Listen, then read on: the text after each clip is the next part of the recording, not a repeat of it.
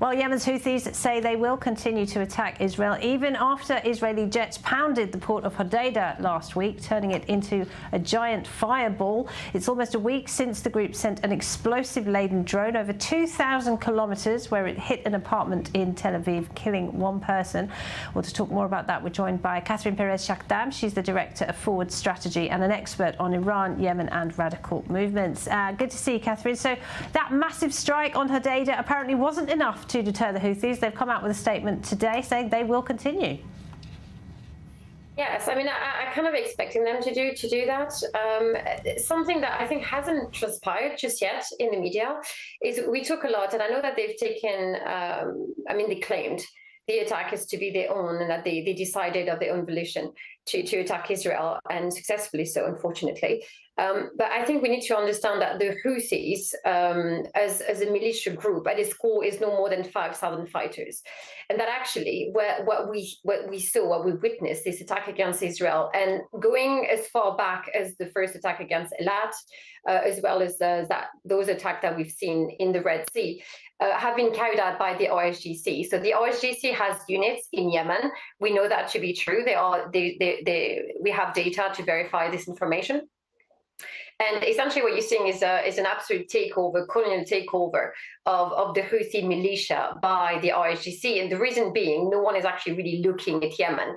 And for many great reasons, the Houthi have been dismissed as this ragtag army type setup. And this is true to some extent, but things have changed dramatically over the past few years, and they have reached capacity. They have managed to acquire weapons that were transferred to them. We know that to be true too, by the OSGC through various channels. And the problem that we're facing today is that we call it the Houthis, but they're actually no more just that. They are an extension of the OSGC, and you could see that they are actually carrying attacks that are in the benefit of the Islamic Republic of Iran. But the Islamic Republic of Iran is then able to claim that it was the Houthis, that they really had nothing to do with it other than support the effort. And it makes it very convenient for Iran to prevent retaliation on its ground and to once again hide behind a proxy and make sure that those populations, the Yemenis, are the one bearing the brunt of the attack should there be any civilian fallout. And I think it's quite despicable. And it's time for the international community to wake up to this reality and realize that actually, just like with Hamas and Hezbollah, what we're witnessing in Yemen is a takeover of the RSGC of its proxies military. Well, Catherine, I mean, the Saudis, of course, were leading a coalition to fight the Houthis until quite recently.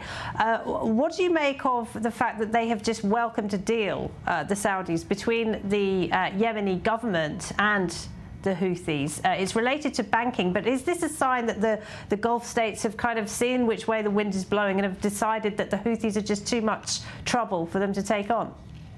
No. There's something quite interesting about the GCC, and in particular how Saudi Arabia handles its affairs.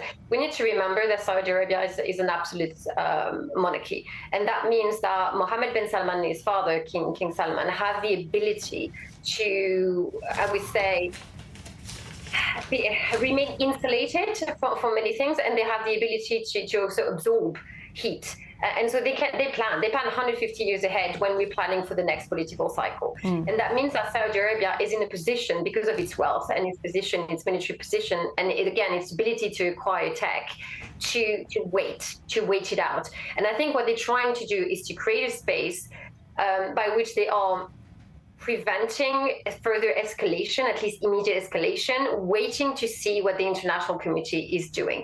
And I think that right now, Mohammed bin Salman, who I think we all know that he's leading the show when it comes to Yemen in particular, is actually waiting for the next administration to come rolling into the White House. And he's waiting out for Trump, but not Trump.